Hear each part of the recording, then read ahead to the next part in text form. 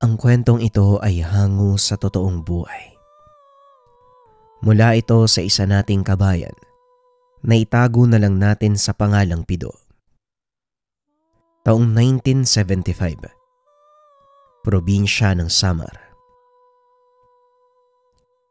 Nang mga panong ito, masayang naninirahan sa isang bayan sa probinsya ng Samar itong si Pido.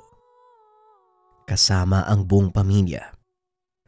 Pagtatanim ng pinya at saging ang pangunahing pinagkakakitaan. Nagmamay-ari ng malawak na taniman ang kanyang ama na sila mismo ang nagpapatakbo. Panganay sa 5 magkakapatid. Bilang nag-iisang anak na lalaki, siya ang inaasahan ng ama na magpatuloy ng kanilang hanap buhay. Nagsimula bilang simpleng magsasaka. Nakalaunan ay pinalad at nakapagpundar ng sariling lupa sa tulong ng hindi pangkaraniwang kaibigan. Aatras tayo ng 20 taon. Ito yung mga panahong nagsisimula pa lang sa buhay ang ama ni Pido. Ang pangalan niya ay Armando. Nasa edad 35 si Armando ng mga panahong ito. Anak ng simpleng magsasaka. Wala pa silang sariling lupa ng mga sandaling iyon, kaya kailangang makisaka ng kanyang ama upang mabuhay. Tanging gawaing bukid lang ang alam nitong trabaho, kaya wala siyang pagpipilian. Gayunpaman, nagawa nitong itaguyod ang pamilya. Dahil sa hirap ng gawain hindi nagtagal, bumigay ang katawan ng matanda at kalaunan ay pumanaw. Si Armando bilang nag-iisang lalaki sa kanilang pamilya ang humalili sa kanyang ama. Naghanap ito ng pagkakakitaan maliban sa pagsasaka. Hanggang sa mapadpad ang nooy binata pang si Armando sa isang plantasyon ng saging. Tuwing Lunes, Miyerkules at Biyernes, nagtatrabaho ito sa taniman at pagsapit ng Martes, Huwebes, Sabado at Linggo, inilalaan nito ang oras sa kanilang maliit na lupang sinasaka. Hindi alintana ng binata ang matinding hirap dahil na din sa kagustuhang makapagtapos ng pag-aaral ang kanyang mga kapatid. Wala nang kakayahan ang ina sa pagtatrabaho, kaya inako nito ang responsibilidad ng magulang. Sa paglipas ng panahon, isa-isang nakapagtapos ng kolehiyo ang 2 kapatid. Kalaunan ay nag-asawa at umalis sa tahanan. Tinanggap ni Armando na mangyayari ito, kaya kahit papano naging masaya ang binata na nagawa niya ang obligasyon sa mga kapatid. Hindi na sumagi sa isipan niya ang mag-asawa dahil abala ito sa pagtatrabaho. Ngunit sadyang mapaglaro ang tadhana. Nakilala nito ang anak ng may-ari ng pinagtatrabahuhang sagingan. Naging magkaibigan ang dalawa hanggang sa hindi na malayang kapwa nahulog ang loob sa isa't isa. Wala namang naging problema sa mga magulang ng dalaga dahil nakikita naman nilang responsable si Armando. Isa pang dahilan ng ama ng dalaga ay wala itong anak na lalaki na magpapatuloy ng kanilang negosyo. Ikinasalang dalawa, kalaunan ay nakabuo ng sariling pamilya. Sa paglipas ng mga taon sila ang namahala sa taniman at dahil sa kasipagan ni Armando, lalo pa itong lumago. Hanggang sa isang kamanghamanghang pangyayari ang naging daan para lalong lumago ang taniman at umangat sa buhay ang mag-asawa. Isang hapon na habang nagsusunog ng mga tuyong dahon sa gilid ng sagingan, napansin ni Armando ang pambihirang laki ng puso ng saging. Papalabas pa lamang ito. Namangha si Armando, kaya naman naupo ito sa tapat ng puno at pinagmasdan ng puso. Medyo pagod na din siya ng mga sandaling iyon, kaya hindi na malayan na unti-unti siyang nakatulog. Paggising ni Armando ay madilim na, kaya dali-dali itong tumayo upang umuwi. Napalingon ito sa puso ng saging. Nakitang nagliliwanag ito. Inakala ni Armando na namamalikmata lang siya. Ngunit kahit ilang beses na nitong kinusot ang mga mata, naroon pa rin ang liwanag at lalo pa itong lumalakas.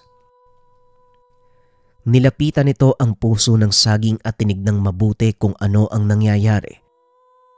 Laking gulat ni Armando. May kung anong nahulog mula dito at dahil nasa tapat siya ng mismong puno, direkta itong nahulog sa loob ng kanyang damit. Nataranta ang Ginoo dahil parang yelo ito sa lamig ng maramdaman sa kanyang katawan ang bagay na yun. Dali-daling kinuha ni Armando ang kung anong nahulog at tinitigan. Hugis maliit na puso ng saging. Makinis at napakalamig nito sa pakiramdam. Nakarinig ng mga kaluskos sa paligid ang Ginoo. Kaya kaagad nitong dinampot ang tabak at dahan-dahang naglakad patras. Kung sino ka mang nagtatago sa paligid, lumabas ka na. Hindi kita sasantuin. Wika ni Armando. Ngunit wala namang sumasagot. Kaya mabilis itong tumakbo papunta sa kanilang tahanan. Hindi kalayuan sa mismong lugar kung saan niya nakuha ang bagay. Pagdating sa loob ng bahay ay tinignan niya sa liwanag ng gasera. Ano ba yung bagay na yan? Parang nagmamadali kang tignan sa liwanag. Tanong ng asawa. Naitago na lang natin sa pangalang Rowena. Wala naman to, Rowena. Nakuha ko lang dun sa sagingan. Hindi ko nga alam kung bakit may bato sa loob ng puso ng saging eh. Tugon ni Armando. Bato sa puso ng saging? Baka naman mutya yan. Sigurado ka bang sa puso ng saging nang galing yan? Muling tanong ng asawa. Oo, nahulog sa loob ng damit ko eh. Hindi nga to tumama sa lupa eh. Tugon ni Armando. Itago mo na muna yan. Bukas sa bukas pupuntahan natin si Mang Vernon para matanong natin yung tungkol dyan. Malakas kasi yung hinala ko eh. Putsayang nakuha mo. Wika ng asawa. Kinabukasan matapos mag-ani ng mga saging, tumuloy ang mag-asawa sa tahanan ng manggagamot at kilalang Bertudes. Ang pangalan nito ay Mang Vernon. Anong sadya niyong mag-asawa? Mukha naman kayong malusog. Sino bang may sakit sa inyo? Tanong ng matanda. Wala po Manong, naparito lang po kami dahil may ilang bagay kaming gustong itanong sa inyo. Tugon ni Rowena. Ipinakita nito ang nakuhang bato ng asawa. Nakabalot ito sa papel, kaya hindi kaagad nakilala ng matanda. Ngunit nang buksan ito, biglang napatayo at napatitig sa mag-asawa. Anak ng tinamaan! Mutya ng puso ng saging ang isang ta. Paano mong nakuha yan, Rowena? Tanong ni Mang Vernon. Ang totoo po, ako po yung nakakuha niyan, Manong eh. Nahulog po yan mula sa puso ng saging. Akala ko nung una, parang namuong dumi ng ibon lang. Pero may kung ano po kasing umabol sa akin nung nahawakan ko yan eh. Tumakbo po ako papasok ng bahay. Mamaya mapano ko eh. Wika ni Armando.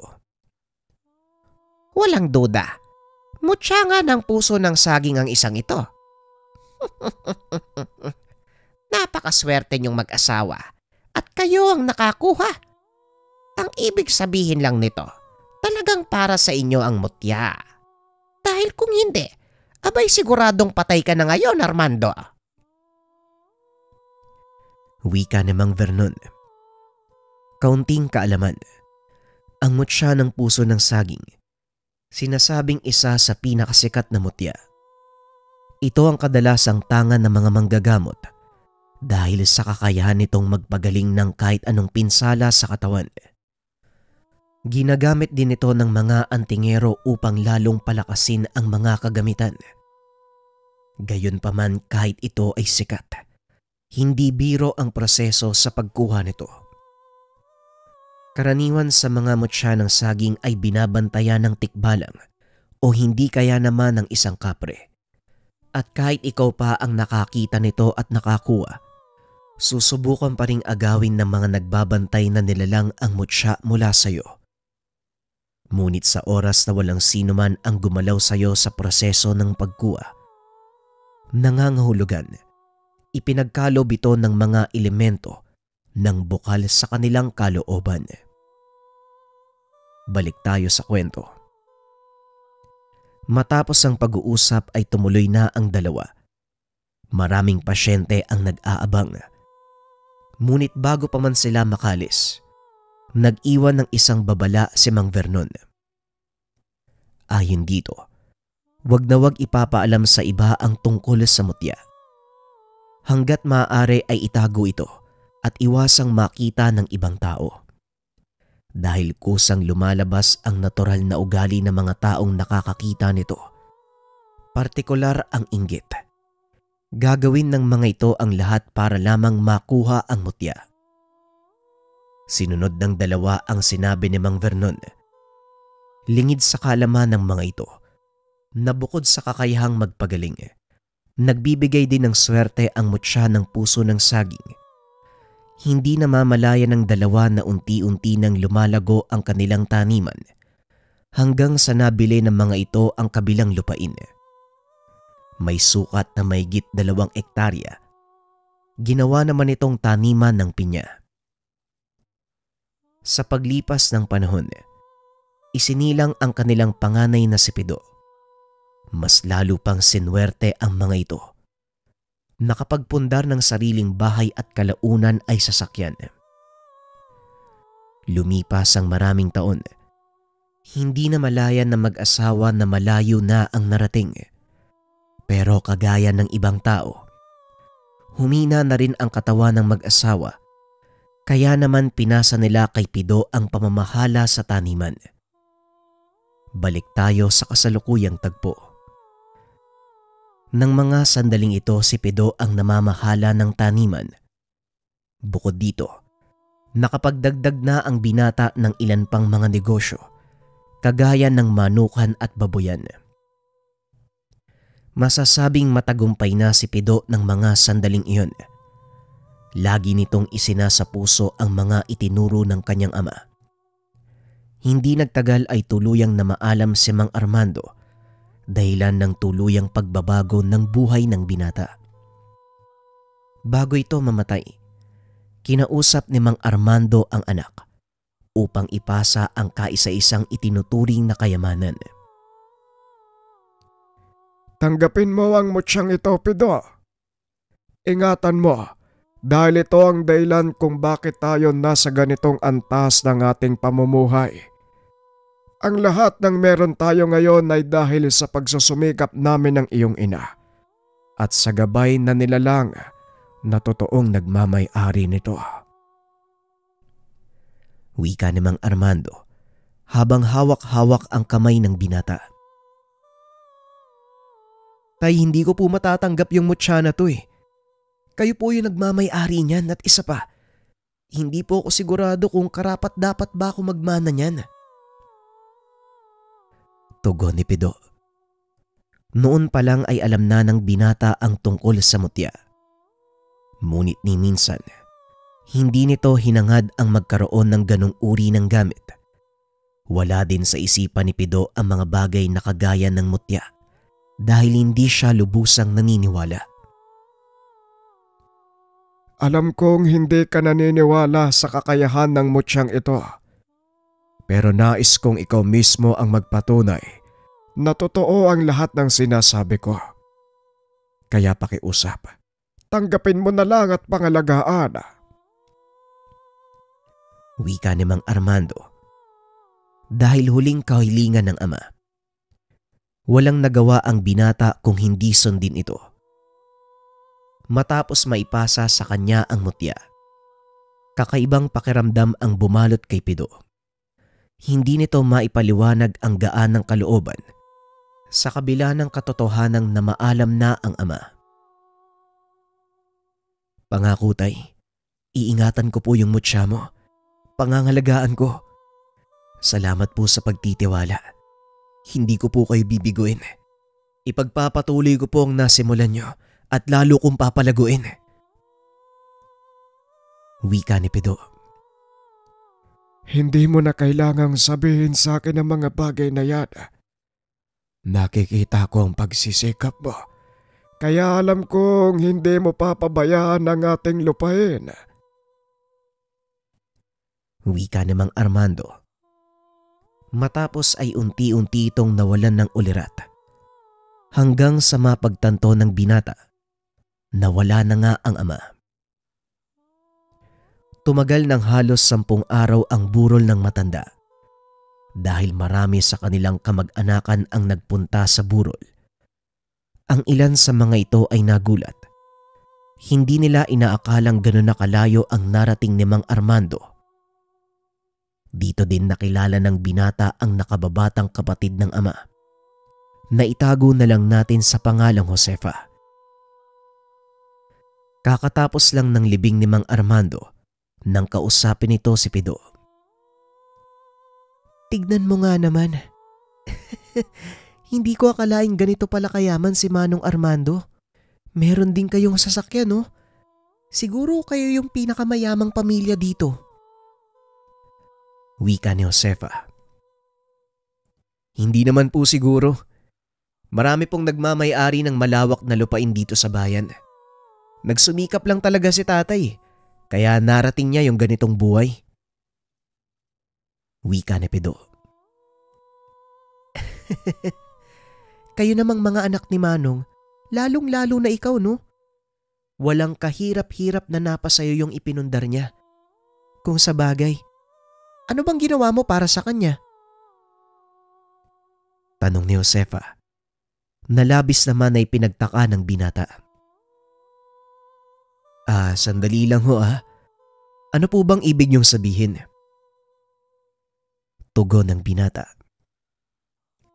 Ang sinasabi ko, totoo bang sa'yo pinasa ni Manong ang lahat? O baka naman ikaw lang yung gumawa ng kwento? Pinaniwala mo yung mga kapatid mo at syempre wala silang magagawa dahil ito ang kagustuhan ng ama mo. Wika ni Josefa. Biglang nakaramdam ng hindi maganda si Pido at upang hindi ito makasagot ng pabalang sa tiyahin, pinili nitong umiwas. Ngunit sadyang makulit si Josefa. Ang mabuti pa tiya, kumain na kayo ng tanghalian. Maraming dumalo sa libing ni tatay. Baka maubusan kayo ng pagkain. Wika ng binata sabay lakad palayo. Huwag kang magpakampante, Pido. Dahil sisiguraduhin kong makukuha ko ang para sa akin. Alam kong may parte ko sa pinaghirapan ng aking kapatid. Huwag ka masyadong makasarili, Pido. Wala kang mararating kung hindi dahil sa kapatid ko. Biglang nagtinginan ang mga tao nang marinig ang sinabi ni Josefa. Kaagad namang nakisali sa usapan ang isa pang kapatid ng ama. Naitago na lang natin sa pangalang Manuela. Anong kaguluhan na naman tong sinisimulan mo, Josefa? Hindi mo na ginalang ang libing ni Manong Armando. Kahit kailan talaga, wala kang pinipiling lugar at okasyon. Wika ni Manuela. Inawat naman ito ni Pido at sinabing huwag nang pansinin dahil nakatingin na sa kanila ang lahat ng mga tao. Tama na po, Tia Manuela. Hayaan niyo na po siya. Nakakaya po sa mga panauhin. Wika ni Pido. Pwede ba, Manuela? Huwag kang makialam. Isa ka din eh. Hindi porket nakakaangat ka sa buhay, ituturing mo ko ng ganyan. Wika ni Josefa. Bago pa man tuluyang lumala ang sagutan ng magkapatid, inawat na ito ni Pido. Tara na, Tia Manuela, pumasok na po tayo. At kayo naman po, Tia Josefa, kung maaari lang po, igalang niyo ang alaala ng tatay ko. Umalis na po muna kayo. Wika ni Pido. Sa tulong ng mga kapatid ng binata, nagawa nilang paalisin si Josefa. Nakahinga ng maluwag ang binata. Hay nako, pagpasensya mo na yung tiya Josefa mo. Miserable kasi yung buhay niyan. Kaya naman ganun na lang kung magsalita.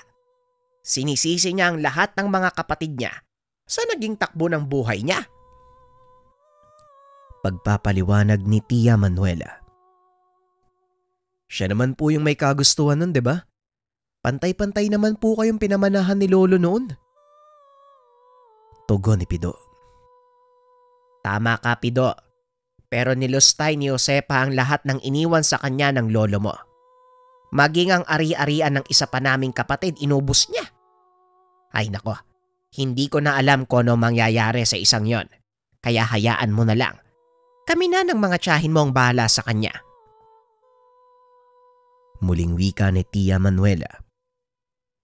Inakala ni Pido na hindi na mauulit pa ang nangyari. Ngunit 2 araw lang matapos ang libing, isa sa mga tauhan ni Pido ang nagpunta sa kanilang tahanan na may dalang masamang balita. Pido, pasensya ka na kung naistorbo kita. May importante kang dapat malaman eh. May babaeng nagpunta sa kabilang taniman. Pinapalayas yung mga tauhan natin doon kasi siya daw ang nagmamay-ari ng lupa. Wika ni Dudong. Napatayo si Pido sa kinaupuan. Walang sabi-sabing pinuntahan ng lugar. Pagkarating, nakita nitong nagtitipon ang mga tao at sa gitna ng mga ito, may isang babaeng nagsasalita. May kasama itong mga kalalakihang may dalang baril. Anong kaguluhan to? Maaari ko bang Tia Josefa, anong ginagawa mo dito sa taniman ko? Tanong ni Pido. Taniman mo? Ang huling pagkakaalam ko, ang bahaging ito ng lupain ay nakapangalan sa iyong ama at hindi pa naililipat sa iyo. Ngayong wala na ang kapatid ko at buhay pa ako. Siguro naman may karapatan ako, hindi ba? Tugon ni Josefa. Saang pahina ng batas mo nakuha yung mga sinasabi mo? Pinaghirapan to ng tatay ko. Ni isang kusing wala kang ambag. Paano mong nasasabi yung mga bagay na yan? Tanong ni Pido. Wala akong kailangang ipaliwanag sa'yo. Paalisin mo mga tao mo dahil ipinagbili ko na sa ibang tao ang lupaing ito. Sa katunayan, mga tauhan niya ang kasama ko ngayon. Kung hindi sila aalis, pasensyahan tayo. Dadanak ang dugo dito. Pag-uusap ng dalawa. Dito nagalit ng husto si Pido. Nadamay ang kanyang mga tauhan. Nagmakaawa ang mga ito na tulungan sila. Kaya naman hindi na nagdalawang isip ang binata. Sabihan niyo lang po kami kung anong dapat gawin. Wika ni Dudong. Hindi, Dudong. Wala kayong gagawin, akong bahala dito. Sa ngayon, sabihan mo muna mga tauhan na umalis sa lugar para maiwasan natin ang anumang sakuna. Tugon ni Pido. Sinunod ni Dudong ang sinabi ng binata. Nagsipag-alisan ang mga tao. Sinimulan ni Josefa ang paglalagay ng bakod sa paligid. Lingid sa kaalaman nito na may binabalak ang binata. Kinagabihan habang tahimik ang paligid. Pinuntahan nito ang lupaing binakuran ni Josefa. Naroon pa ang mga tauhan nito at matyagang nagbabantay. Naupo ang binata sa likod ng puno ng saging at kinuha ang kanyang mutya. Kaibigan, ngayon ko kailangan ng tulong mo. Paalisin mo mga taong yan sa lugar na to. Wika ni Pido. Matapos ay bigla itong nakarinig ng malakas na yapak ng paa na tila ba nagmumula sa mga kabayo. Kasunod nito ay mga halinghing. Ilang sandali lang narinig na ng binata ang nagsisigawang mga tauhan. Kitang-kita din ito kung paano silang tumilapon palabas ng kubo. Napapangiti na lang si Pido. nang makitang nagtakbuhan ang mga kalalakian. Ni hindi alam ng mga ito kung ano ang tumama sa kanila. Binaklas din ng mga kaibigan ni Pido ang bakod na inilagay ng mga ito. Matapos ay bumalik sila sa kinaroroonan ng binata. Nagawa na namin ang sinabi mo. Huwag kang mag-alala. Mananatili ang ilan sa mga kasama ko para pangalagaan ang bahaging ito ng lupain. Wika ng tikbalang. Mabilis siyang umalis sa lugar. Bumalik na rin sa tahanan si Pido. Kinabukasan maaga nitong kinausap ang mga tauhan para ilipat sa ibang lugar pansamantala. Habang nakikipag-usap, dumating na ang mga kalalakihang sakay ng truck. Bumaba ang isa sa mga ito at nilapitan si Pido. Ikaw pa si Pido, yung may-ari ng lugar na to. Ako si Poldo, tauhan ni Mayor. Sinugod mo daw yung mga kasama namin nagbabantay kagabi? Wika ni Poldo. Una sa lahat, walang nabiling lupain mula sa akin si Mayor. Sa pilitang binakura ng bahagi ng lupaing pagmamay-ari ko. Ikalawa, paano mo nasabing ako yung sumugod? Tanong ni Pido. Ayon kay Josefa, ikaw lang ang may motibong gawin yon. Ang lakas naman ng loob mong kalabanin si Mayor, no? Hindi mo siya kilala, pare. Kaya kung ako sa'yo, magpapakumbaba ako. Mahirap banggain yung taong yun. Payong kaibigan lang naman tong sa akin. Huwag mo lang subukan, pare. Wika ni Poldo. Naparito kayo sa lupa ko para takutin ako. Pasensya na pero hindi ako natitinag eh. Umalis na kayo dahil ayokong magkaroon ng malaking gulo. Tugon ni Pido. Huwag kami yung tinatakot mo, ha? Kasi walang pakialam yung amo namin kung isa ka sa pinakamayamang tao dito sa bayan.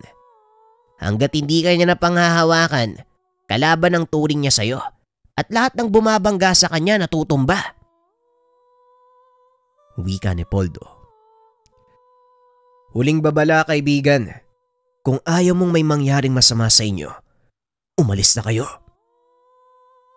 Wika ni Pido. Naglabasan mula sa kasagingan ang mga tauhan nito. May dalang itak, sibat at mga pana. Nanlaki mga mata ni Poldo at dali-dali itong sumakay ng truck. Huwag kayong matutulog sa gabi. Nagdeklara kayo ng gera laban sa amo ko at sisiguraduhin ko sa iyo, kaibigan, na ibibigay ni Mayor ang gusto mo. Muling wika ni Poldo. Sabay patakbo ng truck. Alam ni Pido na nasa panganib ang mga tauhan. Wala itong magagawa kung sakaling sumalakay ang mga tauhan ni Mayor. Sinabihan nito ang mga taong umalis na muna sa taniman para sa kanilang kaligtasan. Kaso nga lang nagmatigas ang mga ito at tumutol. Hindi kami aalis sa lugar na ito. Dito na po kami lumaki at hindi namin basta-bastang iiwan ng lupain. Lalaban kami, Pido! Wika ni Dudong. Hindi ko maaaring isugal ang buhay nyo. Kung may mapapahamak dito, ako lang. Hindi dapat kayo madamay. Tugon ni Pido. Ngunit sadyang matigas ang ulon ng mga tauhan. Para sa kanila dito sila nabuhay at dito din sila mamamatay. Kahit magalit ka sa amin, Pido, hindi namin iiwan ang lugar na ito. Mamamatay kung mamamatay. Hindi kami aalis. Muling wika ni Dudong. Kung ganon, salamat. Magsipaganda kayo. Pwede tayong sugurin mamayang gabi. Magpalitan na lang sa pagbabantay. Ako nang bahala sa pagkain nyo. Huwag na muna kayong umalis dito sa bahay. Tugon ni Pido. May mga saging pa tayong dapat anihin ngayong araw. Hanggat maaari, Ayaw naming masayang mga yon. Pagtutulungan na lang namin ang mga dapat gawin. Marami naman kami, sandali lang yon. Tugon ni Dudong. Kayo ang bahala basta mag-iingat kayo. Kung sakaling may mangyaring hindi maganda, ipagbigay alam nyo sa akin. Wika ni Pido. Hindi rin natiis ng binata ang manood na lang sa kanyang mga tauhang nagtatrabaho. Tumulong na din ito. Gamay ni Pido ang gawain, lalo na ang pag-aani ng mga saging, dahil ito ang trabahong unang itinuro sa kanya ng ama. 5:00 ng hapon, nagawa nilang tapusin ang lahat ng trabaho. Bumalik ang pangkat sa tahanan ni Pido at doon na malagi. Gahaman talaga ang alkalde ng bayang ito, Pido. Hindi mo lang nararamdaman ang sama ng ugali nila dahil may kaya ka. Pero kaming mga mahihirap, kami ang naagrabyado. Wika ni Dudong.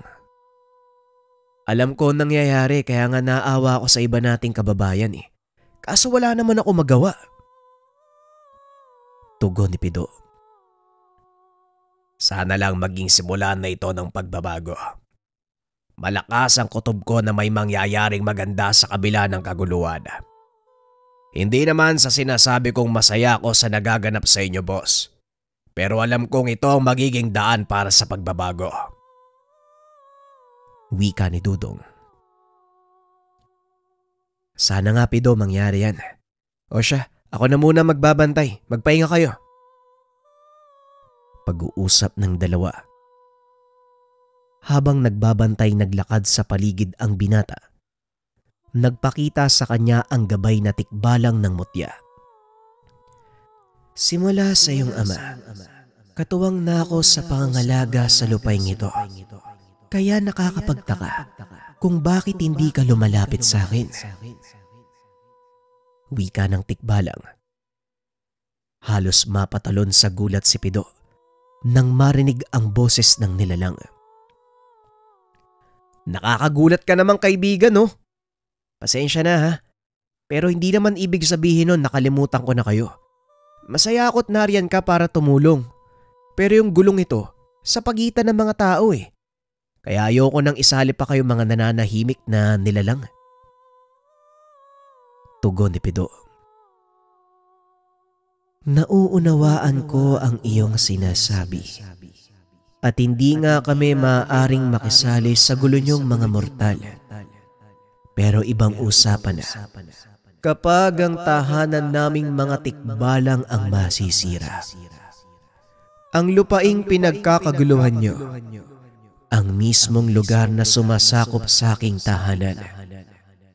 Kung sakaling magkaroon ng kaguluhan, madadamay ang aking pamilya. Kaya sa ayaw at sa gusto mo, kasali kami sa labang ito. Wika ng tikbalang. Isa-isang naglabasan mula sa dilim ang mga ito. Napangiti si Pido. Alam niyang malaking tulong ang mga nilalang. Kung ganon, maraming salamat kaibigan. Tugon ni Pido. Isa pa, sasabihin ko sa iyo ang totoo. Hindi basta-basta ang kalaban mo. Ang taong pumunta dito ay may taglay na bertud. Mapapahamak ka kung hindi ako tutulong. Wika ng tikbalang. Naramdaman din ni Pido ang tungkol sa bagay na yun. Ngunit hindi niya binigyan ng pansin. Tama ka nga kaibigan. Ang totoo nawala yun sa isip ko eh. Tugon ni Pido. Ito ang dahilan kung bakit kami nababalisa. Dahil maaring hindi lang siya ang may kakayahang pigilan kaming mga tikbalang. Siguradong nakarating na rin sa kanya ang ginawa namin sa mga kasama nila. Wika ng tikbalang. Ngayong nabanggit mo, siguradong alam na nga nila ang nangyari. Mukhang hindi lang laban ng mga tao ang magaganap. Tugon ni Pido. Sigurado yan kaibigan. Kaya nandito ang lahat ng mga kasama ko para tumulong. Huling wika ng tikbalang. Bigla itong naglaho dahil dumating si Dudong. Parang narinig kong may kausap ka dito, Pido. Sino yon? Tanong ni Dudong. Wala naman. Kinakausap ko lang tong mga puno ng saging. Ikaw ba nakapagpahinga ka na? Tanong ni Pido. Oo, Pido. Ikaw naman ang matulog. Baka mapano ka niyan. O sige, basta gisingin niyo ako kapag may nangyaring hindi maganda. Wika ni Pido. Matapos ay pumasok na ito sa bahay. Naiga ito sa kanyang silid. Ilang minuto lang ay nakatulog dahil na rin sa sobrang pagod. Kinabukasan nagising ito sa malakas na tawanan ng kanyang mga tauhan. Paglabas nito ng tahanan, nakita niyang nagkukumpulan ang mga ito. Nanlaki ang mga mata ng binata nang makita ang ilan sa mga taong nakatali sa puno ng saging. Walang saplot ang mga ito at tila pinaglaruan ng kung anong nilalang ang muka. Oh, anong nangyari sa mga yan? Bakit namamaga yung mukha nila? Tanong ni Pido. Hindi namin alam, Pido Nakita na lang namin nakatali na yan. Tapos may mga busal ang bunganga. Mukhang pinaglaruan ng engkanto mga to Tugon ni Dudong. Naisip ni Pido ang sinabi ng tikbalang. Natawa lang din ito sa mga nangyari. O siya, sige na, kalagan nyo na yung mga yan. Hayaan nyo makabalik sa amo nila para ibalita yung nangyari dito. Nang sa ganun, medyo matakot naman sila. Wika ni Pido. Ngunit nang kalagan ito ni Dudong, hindi tumakbo ang mga kalalakian. Nakaupo lang ito sa isang sulok habang nakatitig sa isang direksyon. Oh, ano pang inaantay nyo? Umalis na kayo. Bago pa magbago yung isip ng mga kasama ko. Wika ni Pido. Hindi kami maaaring bumalik kay amo. Papatayin kami nun Tugon ng lalaki. Bakit niya naman gagawin yun? Mga tauhan niya kayo Tanong ni Pido. Ibang klaseng mag-isip si Poldo. Handa siyang pumatay kapag hindi namin sinunod yung utos niya. Tugon ng lalaki.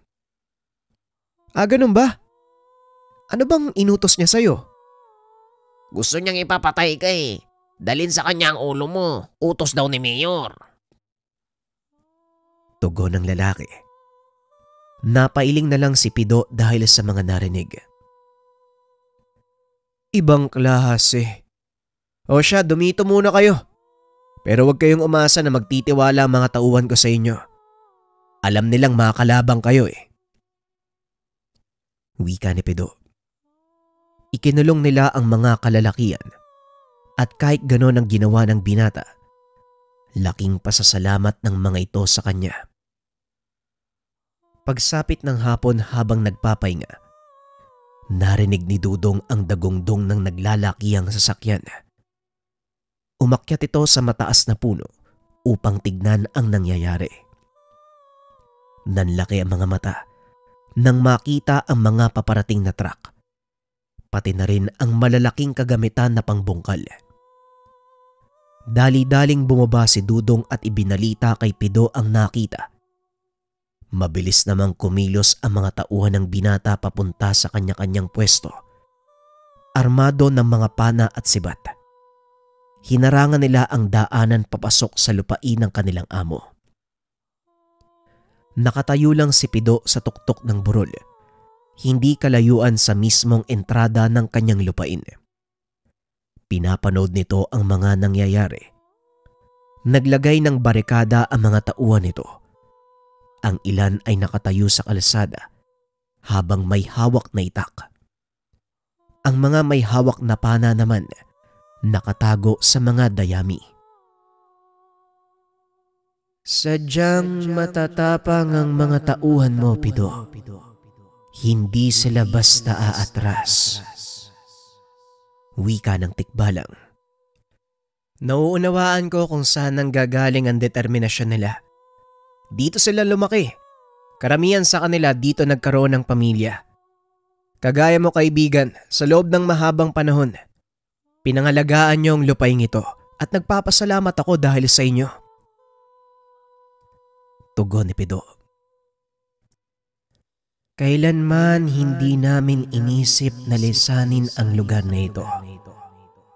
Nakadikit sa lupaing ito ang aming mga buhay. Kaya kahit ano pa ang mangyari, kahit ikamatay namin ay lalabang kami. Wika ng tikbalang. Laking gulat ni Pido nang makita ang iba pang tikbalang. Naglabasan sila mula sa mga puno. Ramdam nito ang pag-init ng tangan niyang mutya. Napalingon ang tikbalang at muling nagsalita. Narito ang isang pulutong ng mga tikbalang. Handang lumaban para sa iyo. Napangiti si Pido dahil malaking tulong ang mga elemento sa labang iyon. Armado ng baril ang mga tauhan ng mayor sa pangunguna ni Poldo. Huwag kayong magpasindak sa mga itak nila. Patayin ang sino mang humarang sa inyo. Sigaw ni Poldo. Nagsipagbabaan sa truck ang mga tauhan nito. Naglakad papunta sa barikada. Sus Ginoo, pagkadamuwa man ning mga tawhana, matay na po daan ni Hinoon.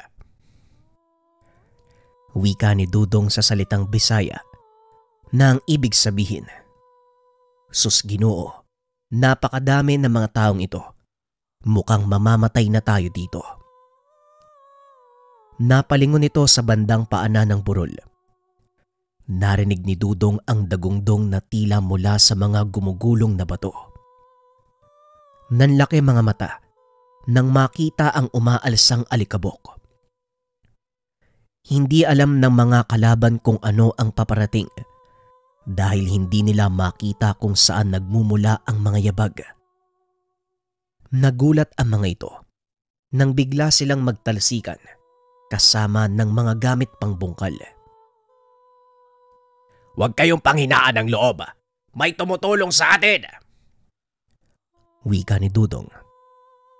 Dali-daling nagsipagsugod ang mga magsasaka. Pinagtataga ang mga tauhan ni Poldo. Habang pinapanood ito ni Pido, abot langit ang pag-aalala niya sa mga tauhan at mga tikbalang na nooy nakikipaglaban. Kailangan nila ang tulong ko. Hindi ako mapakali dito. Wika ni Pido. Sandali lang. Hindi ka pwedeng sumugod ng ganyan. Hindi pangkaraniwang tao ang kalaban mo. Tugon ng tikbalang. Matapos ay bigla itong sumanib kay Pido. Hindi may paliwanag ng binata ang lakas na nararamdaman ng mga oras na yun. Napapangiti si Pido dahil yon ang unang pagkakataon na naramdaman niya ang ganitong bagay. Ngayong taglay mo ang lakas ko. Isa ito sa mga kakayahan ng mutsyang tangan mo. Mas malaki ang pag-asa mong manalo laban kay Poldo. Wika ng tikbalang. Tumakbo pababa ng burol si Pido. Walang pagdadalawang isip na sinugod si Poldo. Lahat ng humarang sa daan nito. Pinagsusuntok ng binata. Maging siya ay namangha sa bilis ng kilos. Napansin naman ito ni Poldo. Ngunit bago pa man siya makapaghanda, tumama na sa pisngi nito ang kamao ni Pido. Tumilapon sa malayo si Poldo. Nagulat ito sa ginawa ni Pido. Anong ginawa mo sa sarili mo? Saan ang galing ang lakas mo? Tanong ni Poldo. Hindi mo na kailangang malaman. Ngayon bibigyan kita ng pagkakataong itigil ang lahat ng ito. Tugon ni Pido. Napatalsik mo lang ako ng isang beses. Akala mo kung sino ka na. Pasensya, hindi ako nakapaganda sa ginawa mo eh. Wika ni Poldo habang pinapagpag ang kanyang damit. Napangiti naman si Pido at sa hindi malamang dahilan, tila nakaramdam siya ng kagustuhang makipaglaban. Mukhang hindi mo narinig ang sinabi ko, kaibigan. Uulitin ko, umalis na kayo dito. Wika ni Pido. Anong aalis? Manigas ka! Tugon ni Poldo sabay suntok ng malakas sa binata. Nagawa itong ilagan ni Pido. Ngunit nahagip siya ng bahagya. Ramdam nito ang bigat ng atake kahit daplis lang ang tumama sa kanya. Huwag kang magpakampante. May taglay siyang lakas mula sa isang uri ng orasyon. Mapanganib yon kapag tinamaan ka. Dahil maging ako ay maaaring maapektuhan. Wika ng tikbalang. Pasensya na, hindi na mauulit. Unang beses ko kasing ginawa to eh. Tugon ng binata. Tumingin ka sa mga mata niya. At mula doon, makikita mo ang susunod niyang gagawin. Sa ganung paraan, mabilis mong maiiwasan ng kanyang mga atake. Wika ng tikbalang. Yun din ang unang beses na makipag-away ang binata, kaya medyo hirap siya sa pagkilos. Sinunod nito ang sinabi ng nilalang at laking gulat ni Poldo dahil kusang gumagalaw ang kanyang katawan. Naiiwasan ang mga suntok ni Poldo, maging ang mga bala ng baril na naliligaw sa kanilang direksyon. Nakikita nito na parabang napakabagal. Sunod-sunod na atake ang ginawa ni Poldo. Lahat ng yon ay nagagawang iwasan ng binata hanggang sa magkaroon nito ng pagkakataong umatake. Isang malakas sa suntok ang ibinigay nito. Tumama naman sa sikmura ni Poldo. Napaangat ang kanyang paa at halos isuka ang lamang loob. Anong klaseng nilalang ka? Paano mo nagagawang sumuntok ng ganyang kalakas? Wika ni Poldo. Gusto mo talagang malaman? Pues sasabihin ko sa iyo ang sekreto ko. Total naman mamamatay ka na eh. Hinawakan ng binata ang buhok ni Poldo. Marahan nitong itinaas. Tinignan nito ang mga mata ni Pido. Hindi makapaniwala sa nakikita. May tikbalang ka sa loob ng katawan mo. Kaya naman pala. Wika ni Poldo. Hinawakan nito ang kamay ni Pido. Nag-usal ng mga dasal. Nakaramdam ng init ang binata. Biglang humiwalay ang tikbalang. Isang dasal pamatay ang inusal niya. Kung hindi ako kumawala, malamang nasunog ako. Wika ng tikbalang. Mabilis nitong hinatak si Pido palayo at muling bumalik sa katawan ng binata. Mag-iingat na ako sa susunod. Hindi ko man lang naisip na kaya niyang gawin yun. Wika ni Pido. Maging ako nawala sa isipan ko na may posibilidad na kaya niyang mag-usal ng dasal pangpatay sa mga kagaya ko. Pag-uusap ng dalawa. Muling sumugod si Pido. Sa pagkakataong iyon, hindi na siya nakaligtas. Nahawakan nito ang kamay ng binata. Muling nag-usal ng mga dasal. Sa pagkakataong iyon, may orasyong panggapos ang ginamit nito para tuluyang maparalisa ang tikbalang. Wala na akong magagawa, Pido. Hindi ako makakilos. Pero kaya ko pa rin ipahiram sa iyo ang lakas ko. Pasensya na, pero maaari ko itong ikamatay. Wika ng tikbalang. Hawak pa rin ni Poldo ang binata. Inihagis niya ito palayo. sa pag-aakalang hindi na makakalaban pa si Pido. Wala kang silbi kung wala kang tikbalang sa katawan mo. Pasensya na, pero mukhang nanalo ko sa labang to.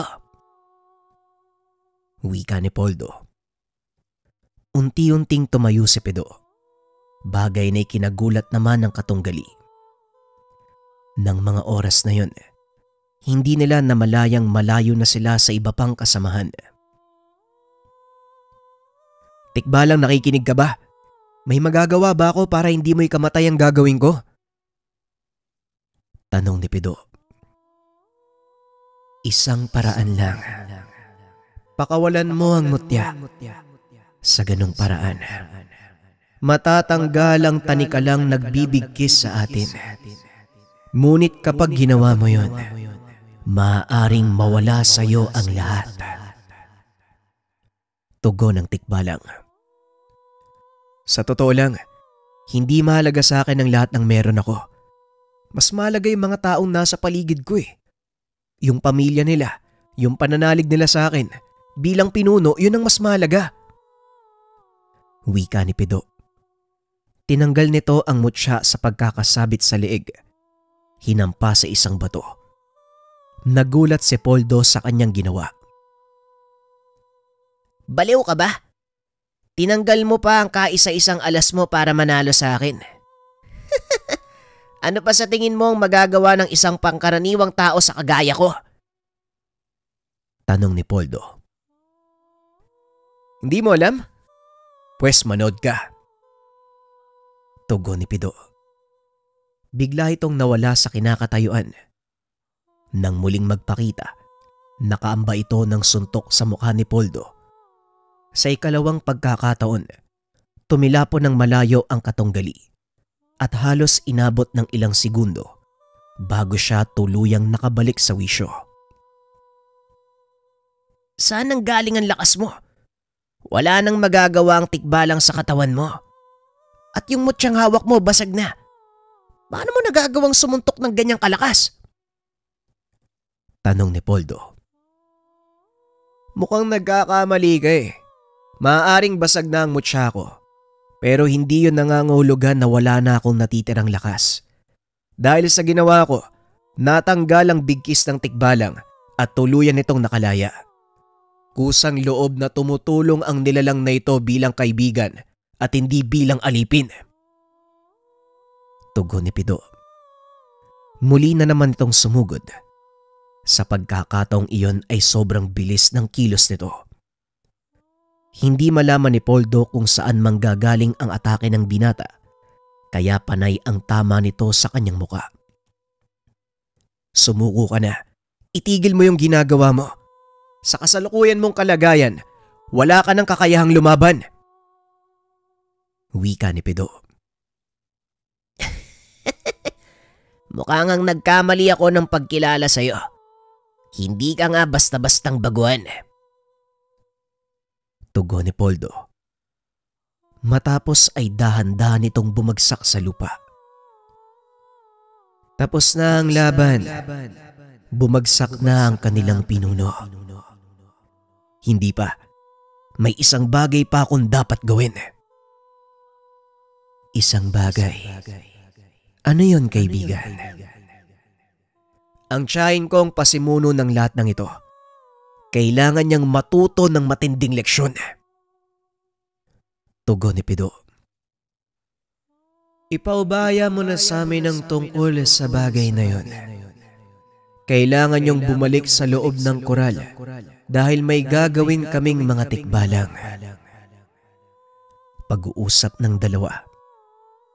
Matapos ay inutusan ni Pido ang mga tauhan. Bumalik sa loob ng taniman. Ang sumunod na ginawa ng mga tikbalang ay labis na ikinagulat ng lahat. Nagsipagtayuan ang mga tauhan ni Poldo. Isa-isang nag-akyatan sa kotse. Narinig pa nito ang ilan na nagtatanong kung ano ang nangyari. Mukhang nabura ang alaala ng mga yun ah. Wika ni Pido. Tama ka. Yun nga ang nangyari. Inalis na mga kasama ko ang kanilang mga alaala. Nang sa ganon, Hindi na sila muling bumalik sa lugar na ito. Wika ng tikbalang. Anong mangyayari ngayon, kaibigan? Aalis ka na rin ba sa pangalaga ko? Tanong ni Pido. Tama ka. Wala na sa'yo ang mutya. Ang ibig sabihin, malaya na akong pumili. Tugon ng tikbalang. Oo nga, no? O sige, malaya ka na. Hindi kita pipigilan. Wika ni Pido. Maraming salamat, kaibigan. Pero pinili kong manatili sa'yo at paglingkuran ka. Isa kang mabuting tao, Pido. Alam kong marami kang matutulungan. Pag-uusap ng dalawa. Laking tuwa ni Pido dahil kasama ng pananatili ng tikbalang sa kanyang pangangalaga, magpapatuloy ang pasok ng swerte sa kanilang taniman. Tinupad ng tikbalang ang kanyang sinabi. Nagulat na lang si Pido dahil napabalitang nawala na sa tamang pag-iisip ang kanyang tiyahin. Nagpatuloy ang operasyon ng taniman ng binata. Sa pagkakataong iyon, marami sa kanyang kababayan ang natulungan. Lalo pa itong lumago sa tulong ng kanyang kaibigang tikbalang. Hanggang sa umabot na sa parteng Davao ang kanyang plantasyon. Marami sa mga kababayan nila ang pinadala doon upang magtrabaho. Naging kilalang taga-angkat ng saging at pinya ang binata hanggang sa umabot na sa ibang bansa ang kanilang produkto. Kalaunan, nagkaroon ng sariling pamilya ang binata at gaya ng ginawa ng kanyang ama. Ipinasa nito ang mga nalalaman sa anak para magpatuloy ng kanyang sinimulan. Sa paglipas ng mga taon, unti-unting dumating si Pido sa dapit hapon ng buhay. Ngunit kahit ganon wala siyang pinagsisiyan, lalo pat nakikita nitong marami siyang natulungan. Kinilala si Pido sa kanilang lugar bilang isa sa pinakamayamang magsasaka. Ngunit makikita mo lang itong naglalakad sa daan, nakasimpleng senelas. Hindi ito sumasakay sa sariling kotse, bagaman nagmamay-ari ng marami. Mas gusto nitong maglakad sa kalsada ng bayang kinalakihan. Para sa kanya, nanunumbalik ang mga alaala ng lugar sa tuwing ginagawa niya ito. Sa kasalukuyan, ang anak ni Pido ang namamahala sa taniman. Naging mas moderno ito at lalo pang nadagdagan ang oportunidad para sa mga kababayang nais magtrabaho. Dahil sa mga makinaryang inilagay ng pamilya ni Pido sa taniman. Walang ibang nakakaalam ng totoong nangyari. Maging ang presensya ng tikbalang, hindi rin umabot sa mga tauhan ni Pido, maliban na lang kay Dudong. Ito ang pinagsabihan niya ng sikreto. Nakarating naman sa atin ang totoong pangyayari sa pamamagitan ng anak ni Dudong. Pinaliwanag nito ang lahat ng kaganapan, batay na din sa kwento ng ama. Hindi akalain ng mga tao na may kakaibang nangyayari sa tanimang iyon.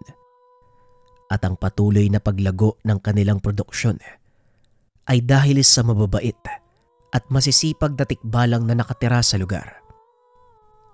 Para sa pamilya ni Pido, mananatili itong lihim na kanilang dadalhin habang sila ay nabubuhay. Naway nagustuhan ninyo ang kasaysayan ni Pido at ng mutya na puso ng saging. Opinyon para sa kwento, alam nyo ba mga kabayan, lahat tayo ay merong gabay. Kumbaga, bawat tao sa mundo ay nabigyan ng gabay. Yung iba maswerteng nakikita natin sila, pero karamihan sa atin, hindi natin nakikita yung mga gabay natin. Pero sabi ng mga ermitanyo, mga manggagamot, lahat tayo ay binigyan ng gabay ng may likha upang tayo ay bantayan dito sa lupa. Kayo ba mga kabayan? Nakita nyo na ba yung gabay nyo? O meron ba kayong mga karanasan na yung feeling nyo na merong nagbabantay sa inyo? Kung meron man, share nyo sa ating comment section. Salamat.